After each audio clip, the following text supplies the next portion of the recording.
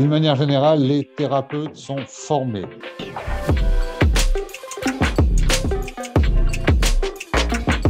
En allant sur leur site internet, déjà, vous pouvez avoir des informations sur ce que le thérapeute ou la thérapeute propose, quelles sont ses spécialités, son mode de fonctionnement. En général, le centre de formation ou les centres de formation successifs sont indiqués sur le site.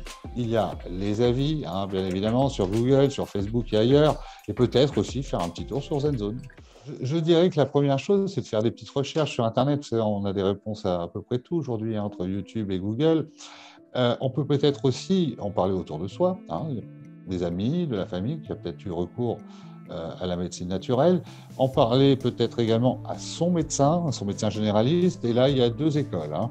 Certains médecins trouvent les médecines douces intéressantes et complémentaires à un traitement médicamenteux. Donc, ils vont vous orienter vers une discipline ou une autre, et peut-être même sur un praticien ou un autre. Après, vous avez des médecins qui considèrent la médecine douce comme une médecine concurrente et qui ne vous donneront pas de conseils particuliers.